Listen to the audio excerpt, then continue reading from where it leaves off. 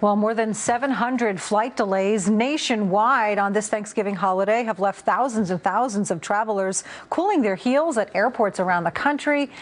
What can you do to avoid problems? Well, some a little bit late for some, right? Travel expert Mark Murphy is the founder and CEO of TravelPulse.com, and he is here right now with some holiday travel tips. Thanks for joining us. Great to be here. Let's start with the people who are already like halfway through and they're stuck someplace. You have any tips for them? Enjoy the shopping at the new airport mall.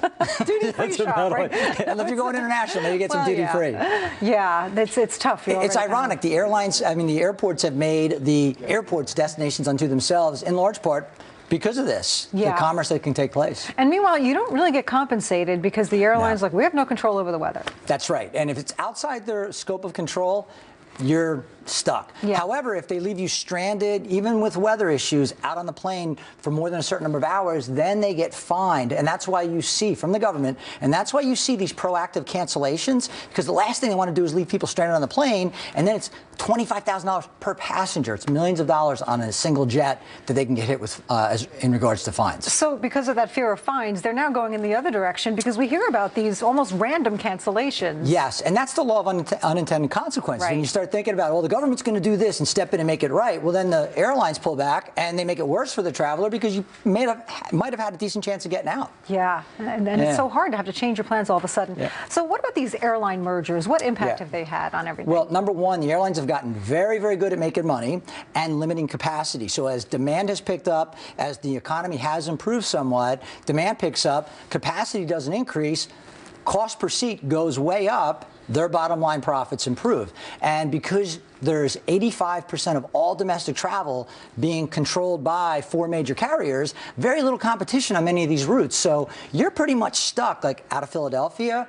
I'm based near Philly. You're stuck paying for U.S. Air. Now, there are some competitive routes depending on where you're going, but then you have to look at other airline departure points like Trenton, New Jersey, where Frontier Airlines flies out of. Not great frequency, but you can take advantage of that and save some money in the process. Yeah, there are these secondary airports. If you're near one of the more obscure ones, you can maybe save some money on that. That's pretty much it. All right, so let's get to more of your tips. One of them is don't travel at all during the travel. The travel guy saying don't travel. How ironic is that? So, yeah, I try to avoid these peak days, like a Wednesday. I would rather travel on Thanksgiving Day. You would have been better off taking the first flight out this morning versus booking yesterday.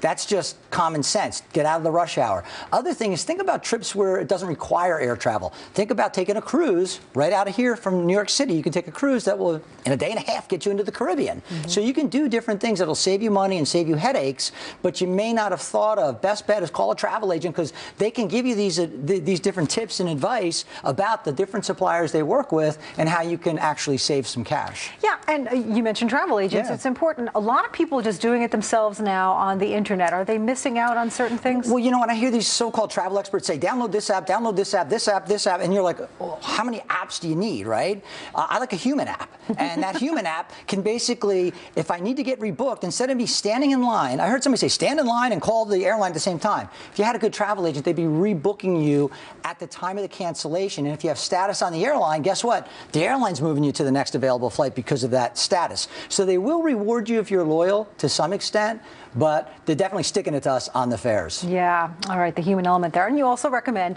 traveling off-season to take your chances on the weather. Yeah, you know what? I look at Europe. I just got back from Europe. It was a great value. Room rates were low. Airfares were half the price of the summer season. And I got to tell you, the weather's not that bad. Gets dark a little early, but you know what? You're there for the culture and everything else, and a lot of that is museums and food, etc. So you're inside anyway. And why pay these exorbitant prices when you don't have to, and you miss all the crowds? Yeah, and wear a sweater. You wear a sweater, put a little hat on, some mittens, you're all set. Yeah. Mark Murphy, TravelPulse.com. Thank you so much, and happy Thanksgiving. Me too. Eric? All right, thanks, Mark and Patty Ann.